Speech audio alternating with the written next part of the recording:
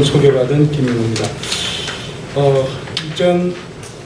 2018대 국회에서도 국회가 출범하기 전에도 저희 바른사회가 18대 국회에서는 꼭 이것만은 고쳐줬으면 좋겠다, 개혁했으면 좋겠다는 의견을 낸 적이 있었습니다. 역시 저희가 우려하였던 것처럼 그러한 저희의 바람이 크게 반영되지는 않았던 것 같습니다. 그러나 저희는 희망을 잃지 않고 이제 새롭게 출범하는 19대 국회에 대해서도 저희가 우리가 바라는 시민이 바라는 19대 국회의 모습에 대해서 토론회를 기획을 하였고, 그 중에 첫 번째 꼭지라고 할 수 있는 불필요한 국회 특권 줄이기. 국회 특권을 다 줄이자는 말씀이 아니고 불필요하다고 느끼는, 일부 언론에서는 국회의원이 되면은 한 200여 가지의 특권이 생긴다고 했는데, 저는 200여 가지가 어떤 것인지는 잘 모르겠습니다만은 몇 가지 문제가 되는 특권들에 대해서 말씀을 올리겠습니다. 우선 이른바 면책특권과 불체포특권에 관한 얘기입니다. 먼저 이 면책특권이라는 것은 그 뜻 그대로 책임이 면제된다. 다시 말해서 국회의원의 자유로운 입법활동을 보장하기 위해서 어떤 그 절대 권력으로부터 국회의원들의 자주적이고 자유로운 입법활동을 보장하기 위해서 헌법이 부여하고 있는 특권입니다. 그런데 이러한 면책특권이 원래의 제도적 취지인 부당한 권력으로부터 직무상 독립을 위한 것이 아니라 상대 정파를 공격하고 정치적 흠집내기를 위한 수단으로 무분별하게 남용이 되어 왔었습니다. 지금까지. 여야를 막론하고 국회의원들은 묻지마식 정치적 폭로를 해서 경우에 따라서는 스스로가 가해자인 때도 있었고 또 피해자가 된 적도 있었습니다. 그런데 재밌는 것은 자신들이 피해자가 되었을 경우에는 면책특권을 폐지해야 된다고 주장하고, 또 자신들이 가해자일 경우에는 헌법상 면책특권을 주장을 하는 참 아이러니하고 재밌는 현상이 벌어지고 있었습니다. 그래서 저희뿐만 아니라 많은 분들께서 국회의원들의 면책특권에 대해서 근본적인 손질이 필요하다라고 말씀을 하셨습니다만은, 우리 가지고 계신 자료집 6페이지입니다. 간단하게 요약해서 제가 밑줄을 그은 부분을 우선 말씀드리겠습니다. 가장 바람직한 것은 헌법을 개정해서 명백한 범죄 행위에 해당하거나 허위임을 알면서도 고의적으로 타인의 명예를 훼손하는 것은 면책특권에서 대상에서 제외하도록 명문 규정을 두는 것이 가장 바람직하다고 생각합니다. 그러나 이것은 아시는 것처럼 헌법을 개정해야 할 사항이기 때문에 당장에 이걸 고칠 수는 없다는 생각이 듭니다. 다만 국회의원은 국회에서 직무상 행한 발언과 표결에 관하여 국회 외에서 책임을 지지 아니한다라는 헌법 제45조를 매우 엄격하게 해석할 수는 있다는 생각이 듭니다. 지금 제 양옆에 우리 교수님 두 분도 헌법학자이기 때문에 제가 감히 이런 말씀 드리는 것이 전문가 앞에서 또 제가 틀린 얘기가 될지 좀 우려스럽습니다만은, 제가 생각할 때는 명백한 범죄 행위를 하거나 허위의 사실임을 알면서도 고의로 이를 폭로하여 타인의 명예를 훼손하는 행위는 직무상 행한 행위가 아닌 것으로 해석하자는 것입니다.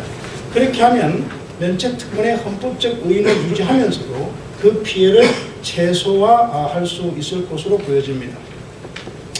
또 하나 문제가 되고 있는 것이 이른바 불체포특권인데요. 국회의원들이 이른바 불체포특권이라는 위명하에 국정운영과 무관한 개인 비리 등 문제가 발생해도 회기 중이라는 이유로 사법 처리를 모면하는 일이 자주 있었습니다. 그래서 우리가 방탄국회라는 오명을 쓰기도 하였습니다만, 따라서 이 불체포특권 역시 일정한 경우에 헌법이 정한 국회의 동의라는 요건 자체에 대한 예외를 인정해서 정치적 의도가 없음이 분명한 범죄 수사에 대해서 사법부가 신중한 절차를 통해 영장을 발부한 경우에는 국회의 동의를 받지 않고서도 회기 중 체포가 가능하도록 하는 근본적인 문제 해결 방안이 모색되어야 한다는 생각이 듭니다. 다시 요약해서 말씀드리면 면책특권과 불체포특권은 헌법에 규정되어 있는 특권이기 때문에 헌법 개정이 이루어지지 아니한 상태에서 완전한 제도 개선은 어렵지만 이 헌법의 규정을 엄격하게 해석하는 운영의 모요를 살려서라도 국회의원의 무분별한 면책특권이나 불체포특권은 제한함이 타당하다는 생각이 듭니다. 다음은 두 번째 과제로서 국회의원의 세비 및 지원 경비에 관하여 말씀드리도록 하겠습니다. 국회법 제30조와 국회의원의 수당 등에 관한 법률에 따라서 국회의원은 세비, 이른바 세비라는 걸 받습니다. 원래 세비라는 것은 국회의원의 직무활동과 품위 유지에 필요한 최소한의 실비를 보전하기 위해 국가가 지급하는 수당으로서 이른바 국회의원의 보수라고 할 수 있습니다. 인건비 성격의 세비에는 일반 수당, 관리 업무 수당, 정액급식비 등등 해서 약 연간 1억 4천여만 원 정도인 것으로 언론에 보도되고 있습니다. 또 국회의원은 이러한 세비 이외에 지원 경비라는 걸 받는데요. 사무실 운영비라든지 차량 유지비, 그 다음에 기름값, 정책 홍보물 발간비 등등으로 월 평균 800여만 원, 연간 약 1억 원 정도를 받는다고 합니다. 그런데 국회가 이러한 정쟁과 파행을 일삼는 등 제 역할을 다하지 못할 때마다 국회의원에게 지급하는 세비 및 지원 경비를 대폭 줄여야 한다는 국민들의 비판적 목소리가 높습니다. 그런데 제가 생각할 때는 이것은 국회의원 보수 금액이 많고 적음의 문제가 아니라, 물론 일각에서는 보수 금액 자체가 많다라는 지적도 있습니다만 그 금액이 많고 적음의 문제보다는 오히려 국회에 대한 국민들의 실망감의 표출이 아닌가라는 생각이 듭니다. 그래서 이 문제는 세비를 몇 퍼센트 삭감하라, 또 국회의원 스스로도 우리가 세비를 몇 퍼센트 삭감하겠다, 이것이 중요한 것이 아니라 19대 국회에서는 생산적이고 열심히 일하는 모습, 다시 말해서 그 정도의 세비와 그 정도의 지원을 하여도 아깝지 않다라고 국민이 느낄 수 있을 정도로 생산적이고 열심히 일하는 국회를 보여주시는 것이 필요하다는 생각이 듭니다. 다만 국회의원의 지원 경비 중에서 문제점이 전혀 없는 것은 아닙니다. 국회법 31조는 의원은 국유의 철도, 선박, 항공기에 무료로 승용할 수 있다. 아예 법으로 법정화되어 있다 보니까 이 국회의원들이 이 교통수단을 자유롭게, 공짜로 자유롭게 이용할 수 있는 것이 마치 특권인 것처럼 지금 운영이 되고 있습니다. 물론 국회법 31조에서는 폐회 중에는 공무의 경우에 한한다라는 단서를 두고는 있습니다만 공무 여부에 대해서 판단이 용이하지 않을 뿐만 아니라 이러한 철도나 선박과 항공기에 표를 발권하는 실무자 입장에서는 국회의원에게 공무 여부를 묻는다는 것은 현실적으로 불가능한 일입니다. 따라서 국회의원이 공무상 교통수단을 이용하는 경우에는 다른 국가기관, 행정기관이나 사법기관도 다 마찬가지입니다.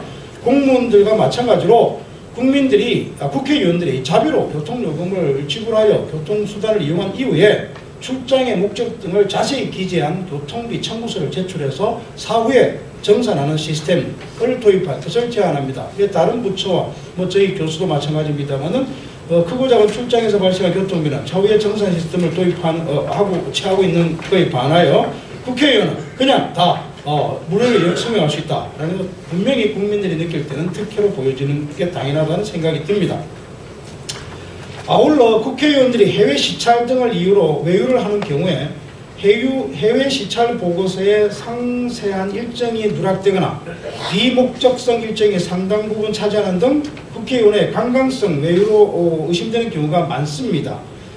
그래서 이제 이러한 것을 보완하기 위해서 이러한 해외 시찰이나 외교활동 보고서를, 결과 보고서를 국회 홈페이지에 게시하도록 지금 되어 있습니다만은 문제는 제가 증거를 지금 정확하게 드릴 수는 없습니다만은 세간에 돌아다니는 풍문에 의하면은 이러한 것들을 기획하는 관광회사에서 보고서까지 다 작성해 주는 그런 게 지금 거의 관여가 되어 있다. 라는 얘기가 횡행하게 돌아다니고 있습니다. 그러다 보니까 관광회사에서 작성하니 오죽하겠습니까? 몇 년 전에 작성했던 거 그대로 다시 재탕, 삼탕하고 짜집기하고 그렇게 지금 보고되고 있다고 합니다. 이러한 것들도 충실을 기해야 되겠다. 그 다음에 이제 또 하나 세간의 문제가 되고 있는 것이 이른바 이런 뭐 기사들 많이 접했을 겁니다. 하루만 국회의원을 하여도 뭐 평생 월 120만 원의 지원금을 받는다. 그거는 이른바 대한민국 헌정의 육성법에 의해서 65세 이상의 연로회원에 대해서 연로회원 지원금이라는 것을 지급하는데 현재 헌정의 정관과 연로회원에 대한 지원금 지급 규정에 보면은 65세 전직 국회의원에게 월 120만 원을 지원하도록 되어 있습니다. 뭐 제도적 취지는 국회의원의 최소한의 생계 및 품위 유지를 하도록 하자. 사실상 경제적으로 굉장히 어려운 전직 국회의원이 있다는 걸 뭐 보도를 통해서도 보았습니다. 그런데 조금 더 우리가 생각을 해보면은 전직 국회의원뿐만 아니라 일반 국민도 기본적인 생계 유지나 품위 유지가 어려운 경우에는 국민기초생활지원제도에 의해서 보호를 합니다만은 전직 국회의원이라고 해서 특별히 기초생활지원을 해주어야 할 논리도 부족하고 뿐만 아니라 형편이 어려운 전직 의원을 지원하고자 한다면 의원들 스스로가 재직 시에 상조회비를 각출해서 상조기금을 조성하고 이러한 상조기금에서 자신들의 상조의 규약에 따라 형편이 어려운 전직 의원들에게 생활지원금을 지급하는 것이 타당하다는 생각이 듭니다. 다음은 8페이지입니다. 세 번째 우리가 고민할 문제로서 이른바 국회의원 보좌 직원, 즉 보좌 인력에 관한 내용입니다. 현재 국회의원의 수당 등에 관한 법률에 보면요, 보좌 직원의 정원이 지금 보시는 것처럼 7명입니다. 4급 2명, 5급 2명 등등 해서 7명이고 뿐만 아니라 인턴 2명을 두도록 되어 있기 때문에 총 9명입니다. 이들에게는 공무원 보수 규정에 따라서 4급은 4급대로 5급은 5급대로의 보수를 받고 있습니다. 많은 국민들이 왜 국회의원 1인당 이렇게 많은 보좌 인력이 필요하냐 라는 비판에 대해서 또 일부에서는 이런 말씀을 합니다. 이 말이 7명이지 9명이지만은 그 중에서 구급 비서관하고 수행비서 1명을 빼고 나면 실제 정책 보좌 인력은 5명에 불과하다. 그 5명이 5명의 인력이 모든 행정부처와 산하기관을 다 컨트롤하는 것은 어렵다. 그러니까 지금도 인력이 부족하다라는 반론을 제기합니다. 그러나 왜 국회의원 개인에게 정책 보좌 인력을 다 개별적으로 배분해야 하는가? 그에 대해서는 우리가 다시 한번 생각해 볼 필요가 있습니다. 왜냐하면 주장대로 9명의 인력 중에서 수행 인력 빼고 5명만 정책 보좌 인력이라 할지라도 국회의원 300명을 곱하면 1,500명의 보좌 인력이 있다는 얘기입니다. 1,500명이 전문가 1,500명이라서 굉장히 큰 조직입니다. 이 1,500명이 충분히 행정부처와 산하기관 컨트롤하고 정책 개발할 수 있습니다. 그렇기 때문에 이 인원이 부족해서 정책 보좌 활동을 하지 못한다고는 보여지지 않습니다. 지금과 같은 구조에서는 9명이 아니라 10명, 20명을 늘려도 이 보좌 인력들이 정책 개발이나 정부의 감시 이런 거는 하기 어려울 겁니다. 그래서 국회의원들에게 지원되는 보좌 인력 중에서 행정이나 수행 업무를 제외한 2, 3명을 제외한 나머지는 한꺼번에 통으로 관리해서 정당별 의석수에 따라서 배분하고 정당별 정책보좌센터에서 집중 관리 운영하는 방식을 감히 제안해 봅니다. 그리고 마지막으로 국회의원의 의전보다는 국민을 배려하는 국회를 만들어야 되겠다라는 생각이 듭니다. 첫째, 이 국회법에 보면은 증인, 감정인, 참고인 등에게 출석을 요구해서 질문을 할 수 있도록 되어 있고요. 121조에 하면 국무위원들을 출석해서 또 질문할 수 있고 또 정부에 대해서 대정부 질문을 할 수 있습니다. 그런데 국회의원들이 이런 증인이나 감정인이나 참고인들에게 질의를 할 때 보면 마치 이분들이 무슨 피의자가 된 듯이 고압적이고 권위적인 자세로 반말 폭언, 비인격적이고 모욕적인 질의라는 것을 우리는 수없이 보아왔습니다. 저 역시 국회 뭐 어떤 경우에는 정인으로 어떤 경우에는 참고인으로 이렇게 여러 차례 가보았습니다만은 이 용어 자체도 진술인이라고 호칭을 합니다. 제가 가도 진술인이라고 얘기를 해요. 근데 부르는 것도 상당히 기분 나쁘게 시샘말로 굉장히 기분 나쁘게 불러요. 같은 어감도 뭐 진술인이라든지 뭐 김민호 교수님 이렇게 부를 수도 있는데 진술인 이렇게 불러요. 그리고 뭐 아주 고압적으로 그럼 어떻게 생각하십니까? 뭐 그렇게 하고 그러는데 저희는 피의자가 아니고 자기들 도와주러 간 건데 그렇게 고압적인 모습을 보이는 것이 19대에서는 이처럼 국회의원들이 고압적이고 비인격적이고 모욕적인 질의를 하는 모습을 더 이상 보지 않도록 이 관행적 태도를 개선하고 할 수 있는 제도적 방안이 마련되기를 바랍니다.